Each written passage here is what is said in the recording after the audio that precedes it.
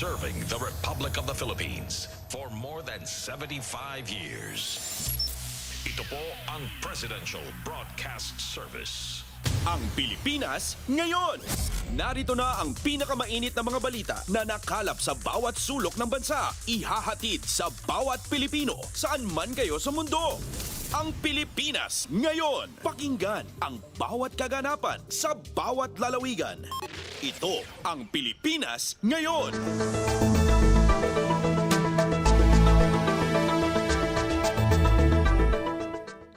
Magandang araw po sa ating mga tagapakinig. Welcome po ulit sa ating programang Ang Pilipinas Ngayon. Sa ngalan ni Ven Blones, ito po si Steph Vicente. Samahan niyo po ako sa kabuuan ng ating palatuntunan.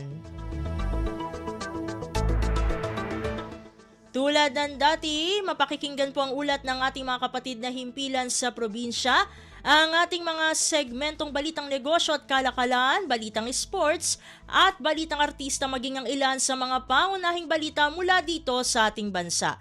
Yan po sa kabuuan ng ating palatuntunan, ang Pilipinas Ngayon. Kumpleto, detalyadong balitaan, di papahuli sa mahahalagang kaganapan. Kamustahin ang inang bayan, ang Pilipinas Ngayon.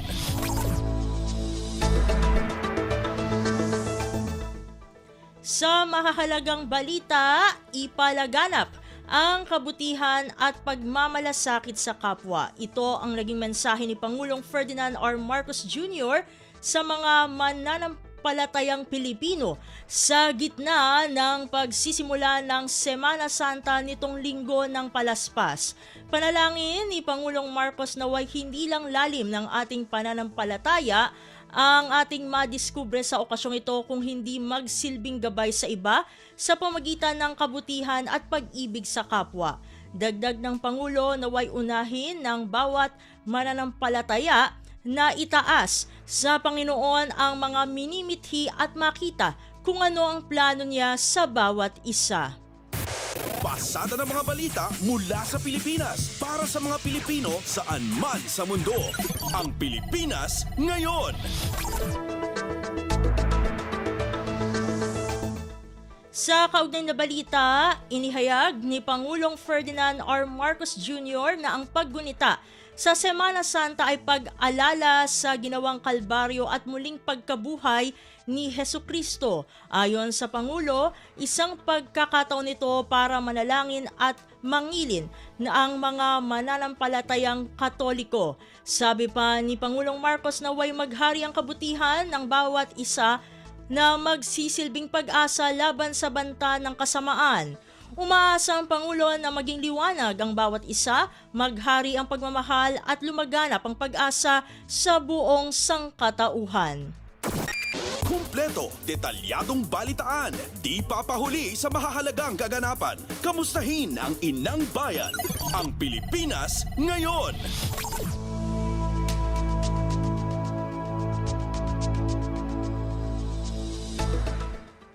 Sa iba pang mga balita, masinsinang investigasyon sa pagpapahintulot na maging miyembro ng PCG Auxiliary Force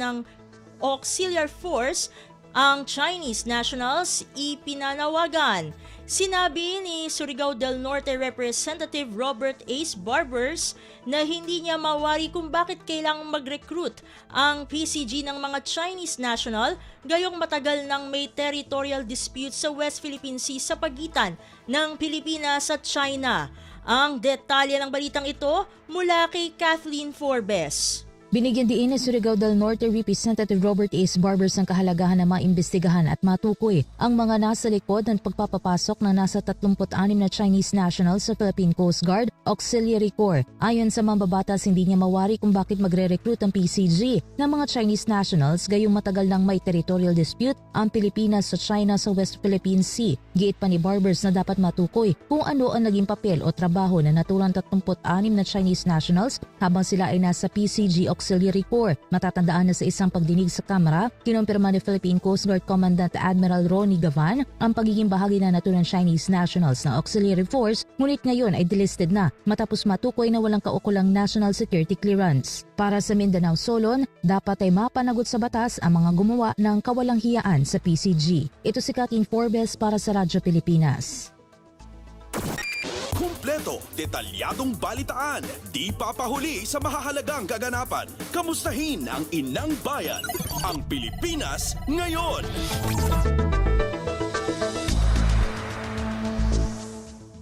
Samantala, maituturing pa ring tagumpay ang isinagawang rotation and resupply mission ng Philippine Navy at Philippine Coast Guard sa Ayungin Shoal nitong weekend sa kabila ng insidente sa pagtira o napagtira ng water cannon ng China Coast Guard sa Uzaina May 4. Samantala, sinabi ni National Security Council Chairperson Secretary Eduardo Año na nakarating pa rin sa BRP Sierra Madre ang lahat ng mga supply at kagamitang kailangan ng mga sundalong nakahimpil doon. Ang detalye ng balitang ito mula kay J. Mark Dagala.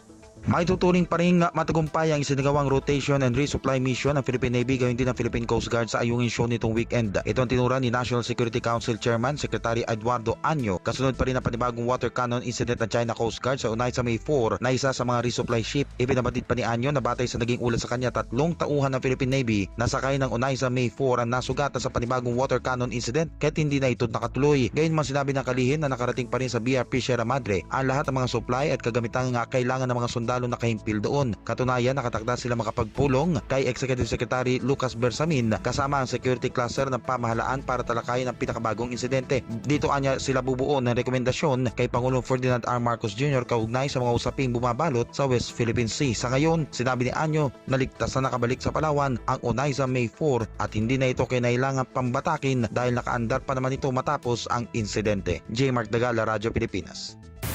Pasada ng mga balita mula sa Pilipinas para sa mga Pilipino saan man sa mundo. Ang Pilipinas ngayon.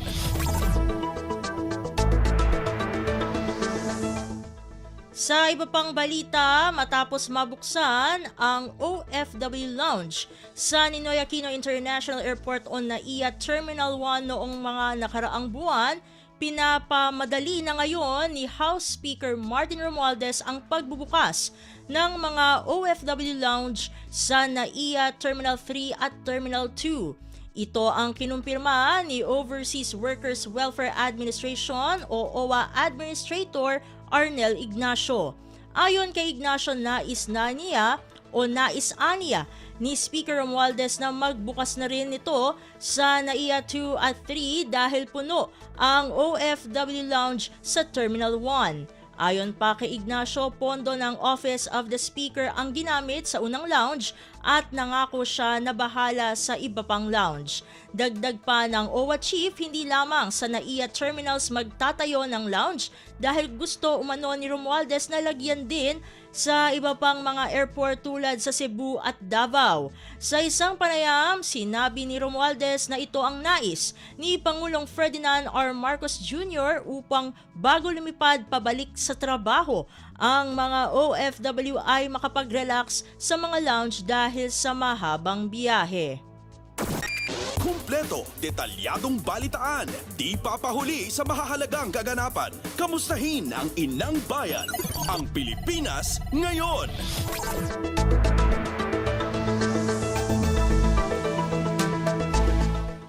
Samantala, hinimok naman ng Migrant Workers Office o MWO ang mga Pilipinong nasa Kuwait na samantalahin ang amnestiya na ipinatutupad ng State of Kuwait upang ayusin ang kanilang dokumento. Ayon sa MWO, may amnestiya na pinapatupad ang State of Kuwait sa mga dayuhan na iligal na naninirahan doon. Kabilang sa amnestiya ang pagpapabago o pagkuha ng pasaporte ng Pilipinas sa Embahada ng Pilipinas. Maaring maharap sa pag-aresto, deportasyon at pagmumulta ang mga dayuhan na lampas na sa pinayagang panahon ang pananatili sa bansang Kuwait. magtatapos ang amnesty ang pinaiiral ng Kuwaiti government hanggang sa Hunyo 17. Pasada ng mga balita mula sa Pilipinas para sa mga Pilipino saan man sa mundo. Ang Pilipinas Ngayon. Sa iba pang mga balita, nasa 52,000 pulis ang nakatalaga sa buong bansa ngayong Semana Santa.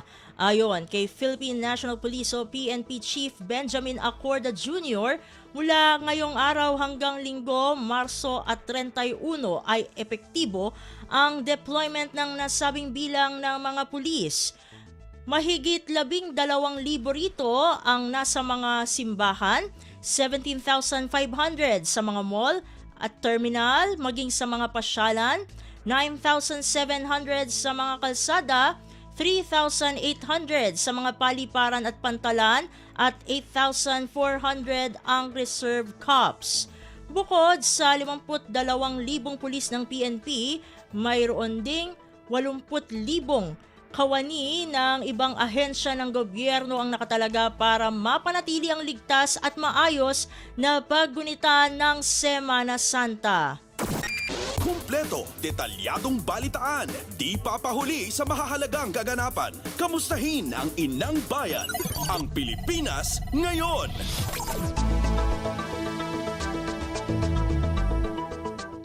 Samantala, Philippine Army Chief Lieutenant General Roy Galido, inatasan ang lahat ng unit commanders na magbigay ng suporta sa Philippine National Police o PNP sa pagpapatupad ng seguridad ngayong Semana Santa. Ayon kay Philippine Army spokesperson Colonel Louis de Maala, magsisilbing augmentation force ng mga pulis ang mga sundalo. Ang detalye ng balitang ito mula kay Leo Sarne. Inatasan ni Philippine Army Chief Lieutenant General Roy Galido ang lahat ng unit commanders na magbigay ng suporta sa Philippine National Police sa pagpapatupad ng seguridad ngayong Semana Santa. Ayon kay Philippine Army spokesperson Colonel Louis de Maala, magsisilbi ang mga sundalo bilang augmentation force ng mga pulis. Walaan niyang spesipikong bilang ng mga sundalo na i-deploy bilang augmentation force, pero ang lahat niya ng field unit ay inatasan na suportahan ang mga pulis sa pagbabantay sa mga areas of convergence at mga security checkpoint. Sa ngayon niya ay nakataas ang alerto ng Philippine Army bilang paghahanda sa mahabang holiday, pero wala naman niyang na-monitor na banta sa seguridad. Ipinaubaya na rin niya ng pamunuan ng Philippine Army sa mga field commander ang pagbibigay ng leave sa kanilang mga tauhan basta't mapanatilin lang sapat na puwersa para ipatupad ang kapayapaan at seguridad sa kanilang nasasakupan. Mula sa AFP, ito si Leo Sarne para sa Radyo Pilipinas. Pasada ng mga balita mula sa Pilipinas para sa mga Pilipino saan man sa mundo. Ang Pilipinas Ngayon.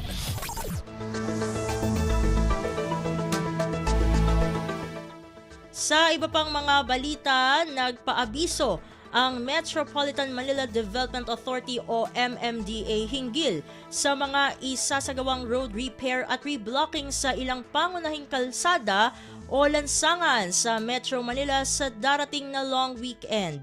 Ayon sa MMDA, epektibo ang naturang pagkukumpuni ng Department of Public Works and Highways o DPWH simula alas 11 ng gabi ng Miyerkules Santo, Marso 7 o Marso 27 hanggang alas 5 ng umaga ng Lunes, Abril 1.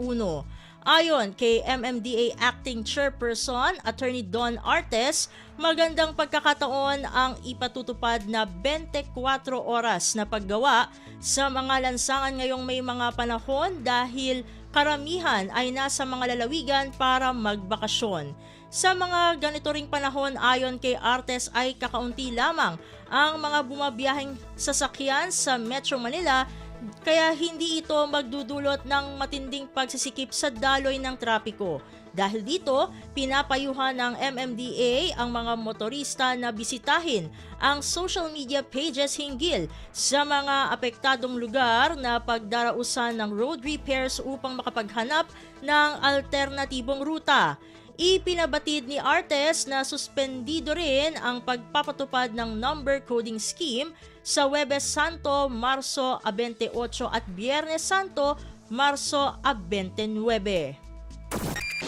Kumpleto, detalyadong balitaan, di papahuli sa mahahalagang kaganapan. Kamustahin ang inang bayan, ang Pilipinas ngayon.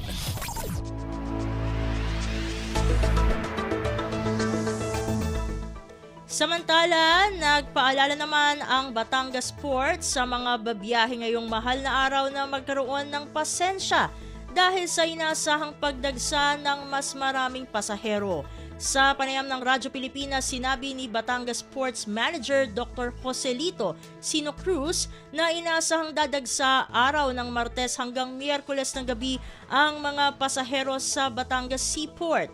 Posible aniya na aabot hanggang 100,000 ang pasahero ngayong Semana Santa sa nasabing pantalan kumpara sa 6,000 kapag weekdays at 10,000 kapag weekends.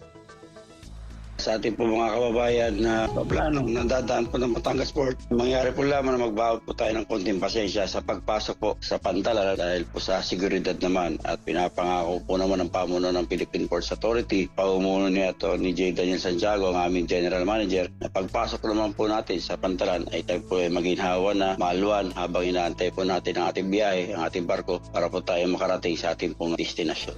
Samantala, pinaalala ni Sino Cruz sa mga babiyahe na ipinagbabawal ang pagdadala ng mga produktong karne, mga patalim at mga bagay na madaling masunog. Pagpasok po ng Batangas Port, ilang level po ng security yan. Ayan po ay nakikita, ayan ay kinukumpiska at hindi papayagan po pumasok po ng tinatawag natin passenger terminal building. Si Batangas Ports Manager Dr. Joselito Sino Cruz. Pasada ng mga balita mula sa Pilipinas para sa mga Pilipino saan man sa mundo. Ang Pilipinas ngayon.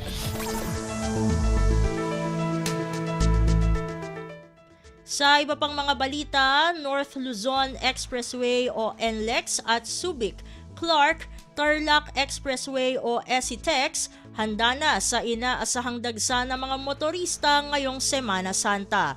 Kaugnay nito, tiniyak ng NLEX ang dagdag ng mga tauhan sa mga lugar na mas maraming dadaang motorista kabilang ang mga rest at refuel stations. Ang detalye ng balitang ito mula kay Mary Ann Bastasa. Nasa full alert status na ang pamunuan ng North Luzon Expressway o NLEX para sa inaasahang pagtaas ng volume ng mga sasakyan na papasok at palabas ng Metro Manila ngayong Semana Santa. Nireactivate na ang Safe Trip Mo Sagot Ko Motorist Assistance Program kung saan nasa karagdagang 1,500 personnel ang ipinakalat sa buong expressway. Ayon sa NLEX, inaasahan nito ang surge ng mga motorista lalo na mga panorte mula alas 10 ng umaga ng March 27 hanggang alas 2 ng hapon ng March 28. Mataas na volume din ng trapiko ang aasahan para sa Manila-bound motorists mula alas 4 ng hapon hanggang alas 11 ng gabi ng March 30 at mula alas 2 ng hapon ng March 31 hanggang alas 8 ng umaga ng April 1. Tiniyak naman ng NLEX management ang dagdag ng mga tauhan sa high-volume areas kabilang ang mga rest at refuel stations. Maipapakalat ding mga incident response team, tow trucks at fire trucks sa buong expressway. Una nang sinuspindi ang roadworks at mga lane closures sa NLEX, SCTEX at pati na sa NLEX connector. Kasunod niyan, muli namang hinikayat ang mga motoristang dadaan sa NLEX na bumiyahe sa non-peak hours upang maiwasan ang mahabang trapiko at delay. Ito si Meran Bastasa para sa Radyo Pilipinas.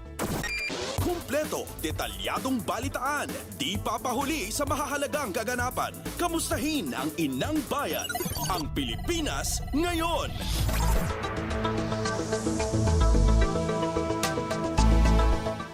Sa iba pang mga ulat, ganap na alas 9 ng umaga, araw ng Lunes, sabay-sabay na pinindot ng mga opisyal mula sa iba't ibang ahensya ng pamahalaan ng Buton sa hudyat ng tunog ng sirena bilang pagsisimula ng nationwide simultaneous earthquake drill. Layon ng drill na ito na palakasin ang kamalayan ng publiko sa mga paghahanda at gagawin sa sandaling tumama ang pinangangambahang The Big One. Kasabay nito, bumaba ang mga kawani mula sa mga tanggapan sa Camp Aguinaldo kung saan ay nagsagawa ng drop, cover, and hold bagong magtungo sa grandstand para magsagawa ng accounting of personnel. Binigyang diin nina NDRRMC at OCD Chairperson at Defense Secretary Gilbert Teodoro ang kahalagahan ng pagiging handa sa anumang sakuna gaya ng lindol. Ayon sa NDRRMC, asahan na sa mga susunod na earthquake drill ang mga masasaksihang bagong senaryo upang lalo pang mapatatag ang kamalayan at pagtugon kapag may lindol. Pasada ng mga balita mula sa Pilipinas para sa mga Pilipino saan man sa mundo. Ang Pilipinas ngayon.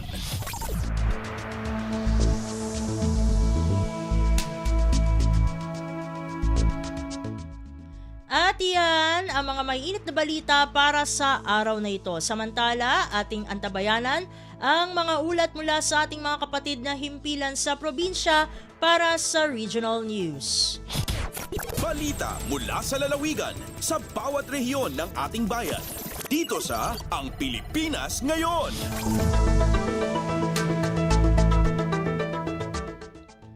Narito na ang bugso ng ating mga regional news. Dumako muna tayo sa rehiyon ng Luzon. Grupo ng mga rescuers sa Lambak, Cagayan nagkaisa upang masuportahan ang pagsasabata sa panukalang Magna Carta for DRRM workers. Narito ang buong balita na ihahatid sa atin ni April Racho mula sa Tuguegarao. Nagkaykaysa dagiti Disaster Risk Reduction and Management wenno DRRM practitioners si Lintero Region 2 stop na suportaran ti panakaipasa kas linteg iti Magna Carta for Public DRRM Workers. Nagpirma iti maysa a manifesto dagiti kameng ti Federation of Cagayan Valley Rescuers Group Incorporated iti panangidaulo ti presidente daytoy ani Kawayan City DRRM Officer Ronald Viloria. Inkari ti grupo ti panang suportar da kadagiti inisyatiba ken impasigurado da ti aktibo a panakipasat iti agmaymaysang addang amang sigurado iti nornos apan nakaipasa ti singasing asigurado ang mangilungalong ken mangpasaya at iti socio-economic and psychological well-being dagiti public DRRM workers. Iti mensahe na nangyabkas tinamnaman ni Cagayan Valley DRRM Council Chairperson ken Office of Civil Defense Regional Director Leon Rafael Jr. ang makatulong ti panangi kagumaan ti Federasyon tapno agbelinan linteg daytoy ket namanamnama ang makatulong iti amin a DRRM practitioners. Enero tataatawan idi naprobaran ti Committee on Disaster Resilience ti House of Representatives tinasao agakat. Manipud Tuguegarao City daytoy ni April sa Lucon Racho para iti Radyo Pilipinas World Service. Balita mula sa lalawigan sa bawat rehiyon ng ating bayan. Dito sa Ang Pilipinas Ngayon.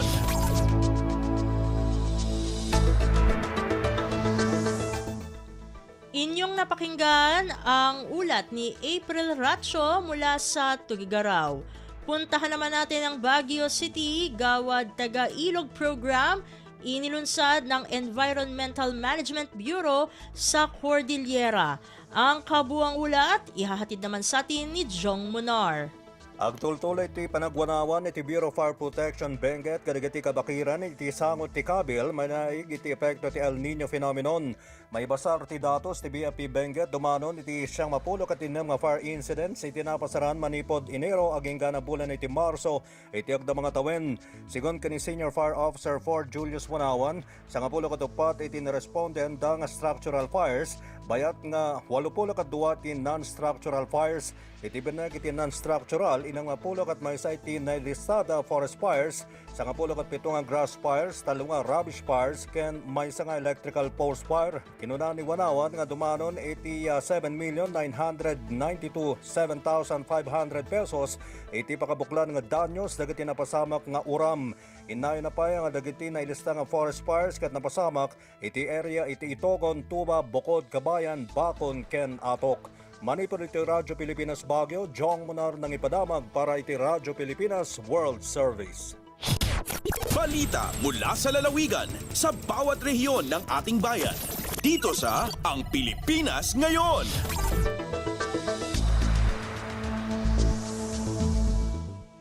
Inyong napakinggan ang ulat ni Jong Munar mula sa Baguio City. Puntahan naman natin ang Virac, dalawang One Town, One Product NUC binuksan ng Department of Trade and Industry sa Catanduanes ngayong buwan ng Marso. Narito si Jan Tatad para sa balita.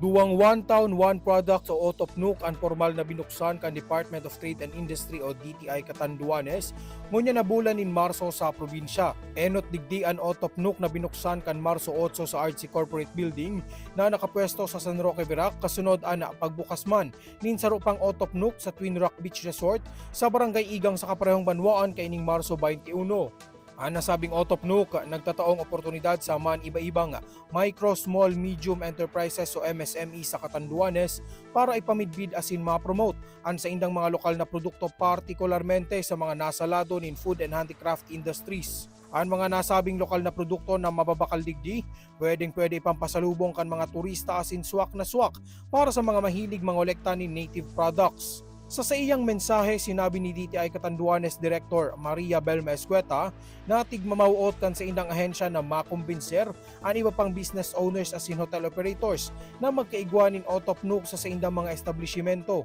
Segun man kay Catanduanes Provincial Tourism Officer Carmel Garcia, dakulang tabang man ini para sa local MSMEs lalo na tapadagos na nagdadakol subuot ang mga turista na nagbibisita sa probinsya. Hali digdi sa Radyo Pilipinas Virac, ini si John Tatad para sa Radyo Pilipinas World Service. Balita mula sa lalawigan sa bawat rehiyon ng ating bayan.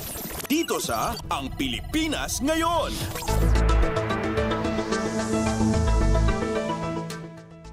Inyong napakinggan ang ulat ni John Tatad mula sa Virac.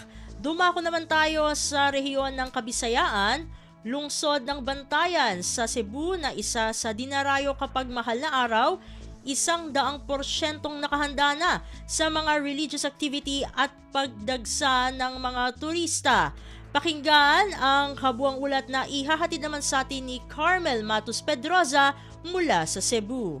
Gipadayag sa lokal ng gamhanan sa lungsod sa Bantayan sakop sa lalawigan sa Subo nga 100% na kining andam alang sa ilang mga kalihukan sa Semana Santa. Matud ni June Viliganyo, Information Officer sa lungsod sa pakikihinabi sa Radyo Pilipinas Cebu nga gipaabot nga mas paninduton pa sa mga nag-iyang ilang mga karosas alang sa ilang pagsalmot sa tinuig nga prosesyon niini sa Huwebes ug Biyernes Santo. Gipaabot nga di mo menos 18 ka mga karosas ang mosalmot sa prosesyon. Higpit nga seguridad usab ang ipatuman sa lungsod ilabi na nga gipaabot nga mudag sa usab ang mga turista sa isla sa Bantayan. Gani, ni pahibaw na daan ang lokal nga gamhanan adunay dugang deployment sa kapulisan sa isla. Pahimangno ni Viliganyo sa mga mobisita ug mosalmot sa kalihukan sa Semana Santa sa pagtimaan nga dili kini fiesta sa lungsod busa awhag nila ang pagsuot og mga bisti nga haom sa okasyon.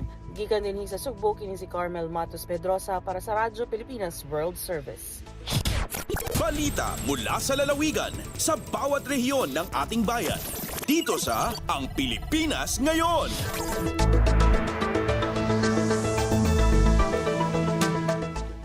Inyong napakinggan ang ulat ni Carmel Matus Pedroza mula sa Cebu. Puntahan naman natin ang Iloilo. Pagsasabatas ng Negros Island Region, walang malaking epekto sa mga proyekto ng Department of Science and Technology sa Western Visayas. Narito si Hope Torrechante para sa detalye ng balita. Nagapati si Department of Science and Technology Region 6 Regional Director Engineer Rowan Helonga nga wala sang dako nga disruption sa paghatag ang scientific kag technological services ang pagpasar sang hagna nga nagatukod sang Negros Island Region. Suno kay Helonga, inibangod may mga opisina man ang Department of Science and Technology sa mga probinsya nga sakop sang ginaduso nga NIR.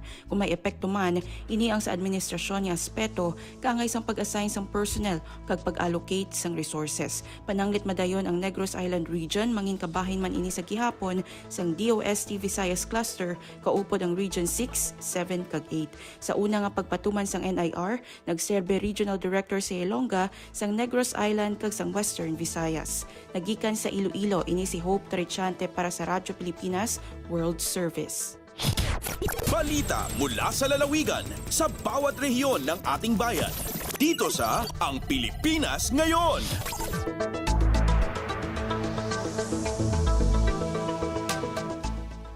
Inyong napakinggan ang ulat ni Hope Torrechante mula sa Iloilo. Dumako na tayo sa rehiyon ng Mindanao. Giyera kontra illegal na droga idineklara ni Davao City Mayor Sebastian Duterte. Ang kabuang ulat, ihahatid naman sa atin ni Armando Fenequito mula sa Davao. Nagdeklara na og giyera kontra illegal nga droga si Davao City Mayor Sebastian Duterte Human nga namatikdan nga mibalik na usab ang paghitak niini sa dakbayan. Atol sa turnover ceremony sa Davao City Police Office, gibutyag niini nga base sa mga report sa mga barangay kapitan kaniya, nagkadaghan na usab ang nalambigit sa illegal nga droga ilabi na sa mga lugar nga dunay daghang populasyon. Baha niini sa mga nalambigit sa illegal na binuhatan, pamatyon kini kung dili sila muhawa sa dakbayan. This will be your chance to get out of this city. Pag di gani, sorry, nag-ingon ako, daan karon, gawas mo diha o hawa mo dire. Di mo maunda, patyon ta mo. Human sa maong deklarasyon, ana-ana sa 5 ang napatay dihang misukol sa ginalusad nga mga buy-bust operation sa kapulisan. Gikan sa Radyo Pilipinas Davao, ako si Armando Fenequito, alang sa Radyo Pilipinas World Service. Balita mula sa lalawigan sa bawat rehiyon ng ating bayan. Dito sa Ang Pilipinas Ngayon.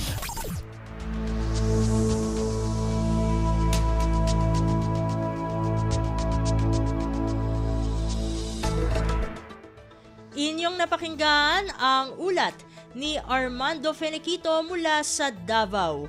Dakuin naman natin ang Iligan.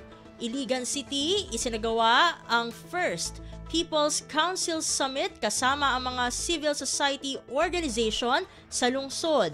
Ang detalye ng balita ihahatid naman sa atin ni Alwidad Bashir. Nagtakpo kang nagkadaiyang sektor sa dakbayan sa Iligan alang sa una o First Iligan City People's Council Summit uban sa gikonsidera nga civil society organizations o CSOs karong adlaw sa Sweet Mommy Barangay Palao, Iligan City. Kini nga summit adunay tema panagtagbo sa mga CSO sa Iligan alang sa panig-usa kalinaw at kalambuan, wang panagtapok sa mga aktibong grupo o mga CSO para sa usa ka malinaw nga sensong Iligan.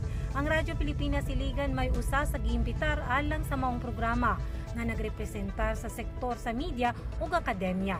Ana usab gikan sa sektor sa negosyo, sektor sa sosyo-sibiko, sektor sa mga profesional ug laing-laing grupo nga nagrepresentar sa ilang tagsa-tagsa nga advokasya. Usa ka makahuluganong nga panagtapok og diskusyon ang gipaabot alang sa malungtarong kalinaw panagig-usa og kauswagan dili lamang sa dakbayan sa Iligan kundi sa tibok rehiyon sa Northern Mindanao. Mula sa RP Iligan, Alwidad Bashir para sa Radyo Pilipinas World Service. Balita mula sa lalawigan sa bawat rehiyon ng ating bayan. Dito sa Ang Pilipinas Ngayon.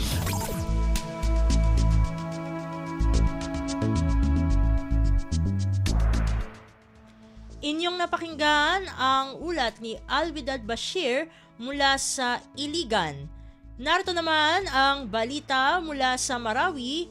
BFP Lanao del Sur nagbigay babala at tips sa mga publiko upang makaiwas sa sunog matapos ang sunod-sunod na fire incidents sa lalawigan. Ang kabuang ulat ihahatid sa atin ni Johania Yusof. Wakain kaana Bureau of Fire Protection na Lanao del Sur di na BFP sumadakla mi pantag kupiti barangan na sabab po katotong laboron sa giyang kayak tundu-tundu mga katotong sa Marawi agul Lanao del Sur. Si Kokem Bitara a Radyo Pilipinas Marawi ki Fire Officer 3 sa Haragania gusto mga pedihan piyakatanayra na sabab ko kasasagadulaon na adi na mga grass fire o di na forest fire incidents ayad na katotong na subasakan o di na sumapalaw. Babagudumpan sumyatotong nga commercial building, miyakarakis sa pada mga tamok lagi dumulti ka bumayto si isa municipality sa Gyaran. Sabab si napakain ka na BFP sumadaklataw mi pantag ko kausara sa standard wiring kumawalay ran so safety ako sara kuran so klabo igira the light so katukawi ko mga hotline numbers so mga responders igira masaad na katutong ayamala na so kapamagugupa o madaklataw ko kaparango apoy o naan o danyang kapakala. Giya si Johania Yusof puon sa Marawi para sa Radyo Pilipinas World Service. Balita mula sa lalawigan sa bawat rehiyon ng ating bayan. Dito sa Ang Pilipinas Ngayon.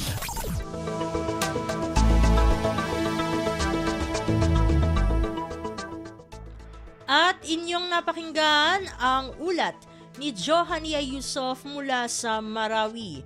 Dito na nagtatapos ang ating regional news. Narito naman ang ating segmentong Balitang Negosyo at Kalakalan na susundan ng segmentong Balitang Sports. Parehas na ihahatid sa atin ng ating kasamang si Leo Magpayo.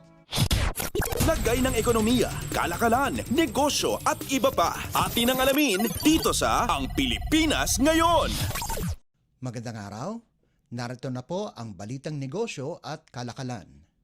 Sinimulan na ng San Miguel Corporation o SMC ang paggawa ng 76.8 kilometrong Pangasinan Link Expressway o PLEX project na magkokonekta sa mga bayan ng Pangasinan sa Mega Airport Project sa lalawigan ng Bulacan. Sa isang pahayag, sinabi ng SMC na ang PLEX ay kokonekta sa Tarlac Pangasinan La Union Expressway o TPLEX sa Binalonan Exit at magbibigay ng diretsyong daan patungong New Manila International Airport sa Bulacan. Inaasahan ng SMC na magsisimula ang paggawa sa Bulacan Airport Project sa susunod na taon. Ang unang bahagi ng proyekto mula Binalonan hanggang Lingayen ay may haba na 42.76 na kilometro at magkakahalaga ng 34 na bilyong piso ay inaasahang makapagbabawas ng paglakbay sa 20 hanggang 30 minuto mula sa 1 oras at 40 minuto. Kasama din sa unang bahagi ng proyekto ang 2.76 na kilometro mula TPLEX patungong Lingayen sa Pangasinan. Lagay ng ekonomiya, kalakalan, negosyo at iba pa. Atin ang alamin dito sa Ang Pilipinas Ngayon. Pinangunahan ni Czech Republic Agriculture Minister Marek Vyborny ang 40 business delegation sa Pilipinas na sinabi niya ay may layuning makapag-partner sa agrikultura, pagkain, manggagawa, pangangalaga ng tubig at kagubatan. Sinabi ni Vyborny na ilang kumpanya dito ay gumagana na sa Pilipinas.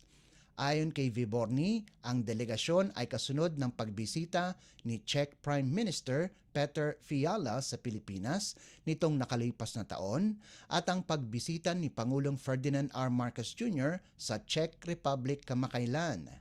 Sinabi ni Vyborny na ang marami ang may aalok ng Czech Republic sa Pilipinas na kinabibilangan sa sektor ng animal production, cattle breeding, milk production at pati na rin sa innovation and technology. Isang halimbawa, ani Vyborny, kapag pinag-uusapan ang milk cattle at milk yields, ang Czech Republic raw ay ikatlo sa buong European Union. Nangunguna din ng Czech Republic sa processed meat, beer at hops cultivation. Subalit hindi lamang doon, anya, at pati na rin sa teknolohiya at inobasyon sa sektor ng agrikultura at pagkain, pati na rin sa water management at forestry na pinangungunahan ng Ministry of Agriculture. Lagay ng ekonomiya, kalakalan, negosyo at iba pa. Atin ang alamin dito sa Ang Pilipinas Ngayon. Plano ng Department of Transportation o DOTR na gumawa ng 200 panibagong puerto sa taong 2028 para pagandahin ang koneksyon at mapadali ang paglago ng ekonomiya. Sinabi ni Transportation Undersecretary for Maritime Elmer Francisco Sarmiento na natukoy na nila ang mga lugar sa labas ng Philippine Ports Authority System na karamihan ay maliliit na puerto lamang. Ayon sa DOTR, ang mga iminungkahing bagong puerto ay nagkakahalaga ng 12.5 bilyong piso na ang bawat isa ay nagkakahalaga ng nasa 20 at 80 milyong piso. Sa ngayon, hinihintay ng DOTR ang pag-aproba ng Department of Budget and Management o DBM para pondohan ang mga iminungkahing proyekto. Isa sa mga lugar ayon kay Sarmiento ay sa Turtle Islands sa lalawigan ng Tawi-Tawi. Ang mga maliliit na puerto ay para sa mga mangingisda at roll-on, roll-off na bangka na layunin lamang ay may koneksyon sa iba't ibang lugar sa bansa. Lagay ng ekonomiya, kalakalan, negosyo at iba pa. Atin ang alamin dito sa Ang Pilipinas Ngayon. At para naman sa sports balita, Updates at pinakahuling mga usapin sa mundo ng palakasan. Atin ang pakinggan dito sa Ang Pilipinas Ngayon. pinabagsak ni Yumir Marshall si Thodsak Sinam ng Thailand sa ika-4 na round sa kanilang super middleweight showdown na ginanap sa Ninoy Aquino Stadium.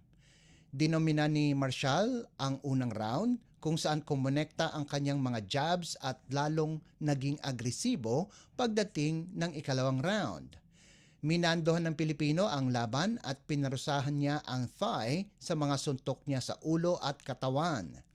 Tinapos ni Marshall ang laban sa pamamagitan ng isang left uppercut na pinabagsak ang thigh sa lona. Simula nang nakuha ni Marshall ang gintong medalya sa 2019 Southeast Asian Games sa Maynila, ay naging pangarap niya na magkaroon muli ng laban sa Pilipinas. Pati ang asawa ni Marshall na si Princess ay tuwang-tuwa sa kanyang panalo. Magpapahinga muna ng ilang araw si Marshall bago tumungo sa Colorado sa Estados Unidos kasama ang iba pang Philippine boxing team para mag-ensayo para sa Olympics sa Paris, kung saan pakay nitong makuha ang gintong medalya sa 80 kg division.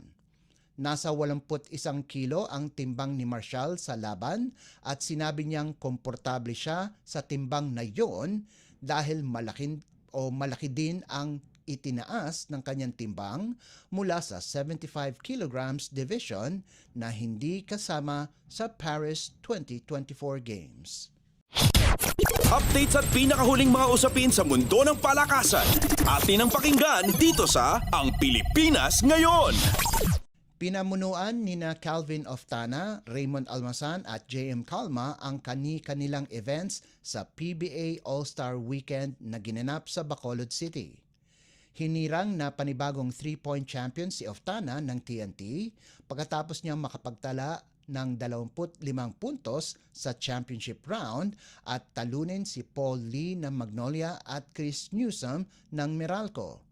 Samantala, si Almasan ng Meralco ang namuno sa 3-point shootout para sa mga big men kung saan nakagawa ito ng 19 na puntos para talunin sina Dave Marcelo ng NLEX, Christian David ng Barangay Ginebra at Isaac Go ng Terra Firma. Sa kabilang banda, si Calma ng Northport ay nakapagtala ng 26 na segundo sa finals ng Skills Challenge para kunin ang corona laban kina Santi Santillan ng Rain or Shine at James Laput ng Magnolia. Pinangunahan naman ni Justin Arana ng Converge ang Team Greats para talunin ang Team Stalwarts 142-133 sa All-Star Blitz Game para sa mga rookies, sophomores at juniors ng liga. Nagtapos si Arana ng may 36 na puntos at 8 rebounds at naging most valuable player ng Team Greats kasama sina Brandon Ganuelas-Rosser, Jeric Ahanmisi, Alec Stockton, Ken Tuffin, Sean Ildefonso, James Laput, Andre Karakut, RK Ilagan, Gian Mamuyak, Ralph Ku at Javi Gomez Diliano. Updates at pinakahuling mga usapin sa mundo ng palakasan. Atin ang pakinggan dito sa Ang Pilipinas Ngayon. Nakaligtas ang Ateneo de Manila University laban sa University of the Philippines sa isang 5-set marathon, 25-15, 18-25, 25-15, 20-25 at 15-10 sa UAAP Season 86 Men's Volleyball Tournament na ginanap sa Araneta Coliseum sa Quezon City. Halimaw ang ipinamalas ni Kennedy Batas sa nagawa nitong 30 puntos mula sa 27 attacks, 2 blocks at isang service ace, habang maganda ang ipinakita ni Amil Pacino, kapwa sa opensa at depensa, kung saan nakalikom siya ng 16 na puntos at 27 excellent receptions. Pinaalala ni Ateneo head coach Timmy Santo Tomas sa kanyang bataan ang pakay nila na huwag tularan ang nangyari noong nakaraang taon kung saan tinalo sila ng UP. Noong UAAP Season 85, isa lamang ang panalo ng Fighting Maroons at iyon ay sa koponan pa ng Blue Eagles. Updates at pinakahuling mga usapin sa mundo ng palakasan. Atin ang pakinggan dito sa Ang Pilipinas Ngayon. At yan ang pinakahuling balita sa larangan ng palakasan. Para sa Radyo Pilipinas World Service, ito po si Leo Magpayo. Magandang araw. Updates at pinakahuling mga usapin sa mundo ng palakasan. Atin ang pakinggan dito sa Ang Pilipinas Ngayon.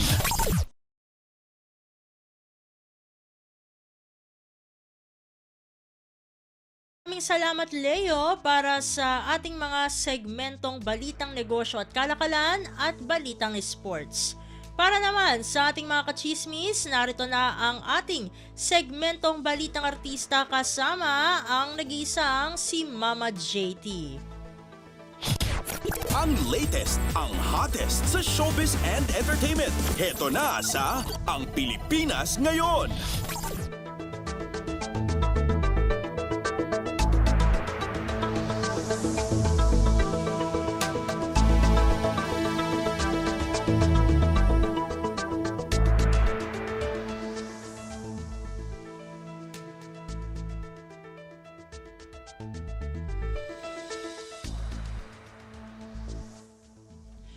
Hello! Magandang araw sa ating mga chismoso at chismosang nag-aabang ng ating balitang artista. Nandito na si Mama JT para maghatid ng mga trending na balita sa mundo ng showbiz. Ito na ang ratsyada ng mga chika. It's not any of my concern anymore. Yan ang sabi ni Carla Abellana sa isang maikling panayam sa kanya ng 24 oras kamakailan. Ito ay may kinalaman sa balitang may bago ng idinidate ang estranged husband niyang si Tom Rodriguez. Ani Carla, wala na siya sa posisyon para magbigay komento sa personal na buhay at desisyon ni Tom. And mukhang wala na nga itong pakialam itong si Carla sa kung ano man ang buhay sa ngayon ni Tom. Ngunit alam niya na nasa Pilipinas ngayon ang kanyang ex-husband. Isa lang naman daw ang masisiguro ngayon ni Carla. Handa na siyang harapin si Tom anumang oras na sila'y magkasalubong o magkita, lalo na nasa iisang bakuran lang sila ng GMA Network. Paliwanag ni Carla, quote and unquote, kung dahil sa trabaho prepared naman ako. Nasabi ko naman na kung mag-cruise ang landas namin, whether sa studio or what, guesting kung ano man yan, prepared naman ako for that. Kung ating babalikan ang panayam kay Tom noong lamang February 29, ibinunyag niya ang tungkol sa kasalukuyang estado ng kanyang puso. Dito, sinabi niyang masaya at nakamove on na siya sa makalipas ang halos 2 taon mula na maghiwalay sila ni Carla.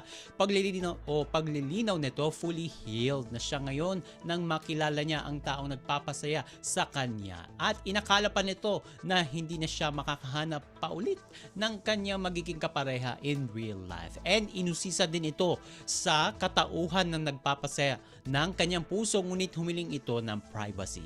Partikular na sa pagkakakilanlan ng taong nagpapaligaya sa kanya ngayon. Ito kung atin ding babalikan, ikinasal itong sina Carla at Tom noong October 2021 matapos ang 7 taong pagiging magkasintahan. Ngunit ikinagulat ng publiko ang balita ng kanilang breakup noong January 2022 o 3 buwan lamang mula ng ikasal sila.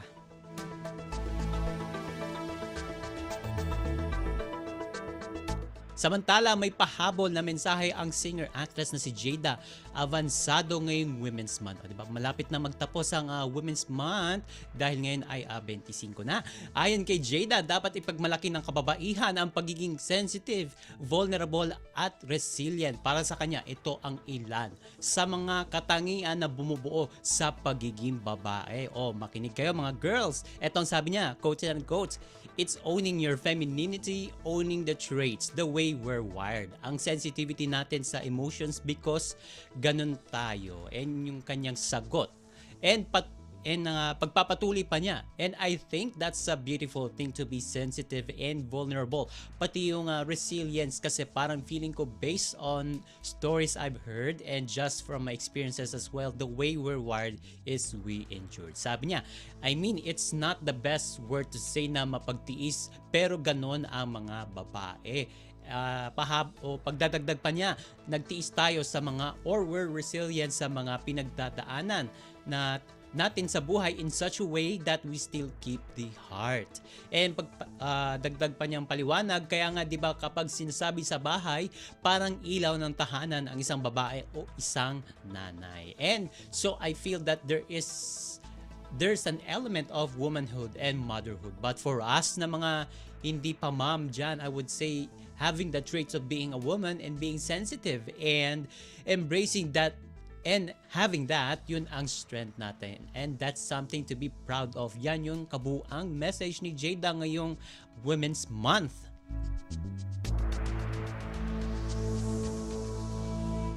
And sa panguli natin, chika, for today, hindi pinalampas ng actress-host na si Miles Ocampo ang komento na isang netizen sa Instagram. Sa isang post ni Miles ay may isang nagkomento tungkol sa kanyang timbang.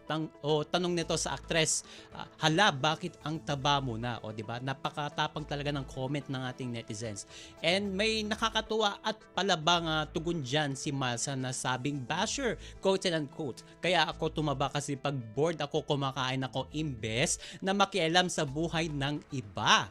And ito, marami naman ang kumampi at humanga kay Miles sa pagiging palaban nito sa tila pangungutya nga ng netizen. Agree ako dyan. And matatanda nga sumailalim nga itong si Miles sa thyroidectomy surgery matapos itong ma-diagnose na merong papillary thyroid carcinoma.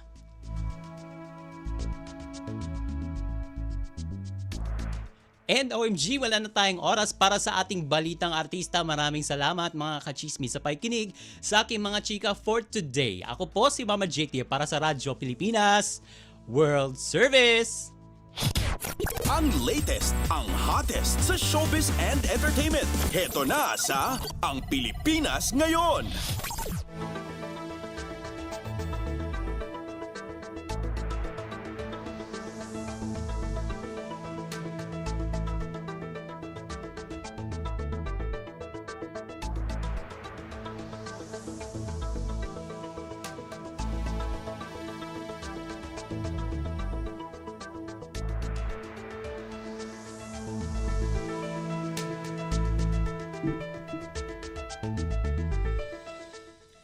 At yan ang naging kabuuan ng ating programa para sa araw na ito. Samantala, magpapasalamat muna tayo sa ating mga nakasama sa ating transmitter site sa Tinang. Sa studio, kasama natin sila Milo Jonella, Susan Aison at Anthony Pimentel. Pinasasalamatan din natin ang ating executive producer para sa araw na ito na si Jerome Toledo. Salamat din sa mga naghatid ng mga ulat mula sa Kamaynilaan at mga probinsya, pati na rin ang naghatid sa atin ng mga segmentong Balitang Negosyo at Kalakalan at Balitang Sports na si Leo Magpayo at ng segmentong Balitang Artista na si Mama JT. At syempre, maraming salamat sa ating station manager na si Mr. Ray Sampang. Maraming salamat po hanggang sa susunod na edisyon ng ating palatuntunan. Huwag kalimutang mag-like, mag-follow at mag-subscribe sa mga social media account o page ng Radyo Pilipinas World Service upang maging laging updated sa mga mahahalagang balita. Sa ngalan ni Ven Blones, ito po si Steph Vicente. Mabuhay po tayong mga Pilipino. At yan ang Pilipinas Ngayon.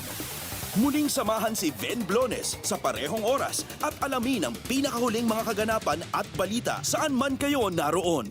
Ang Pilipinas Ngayon!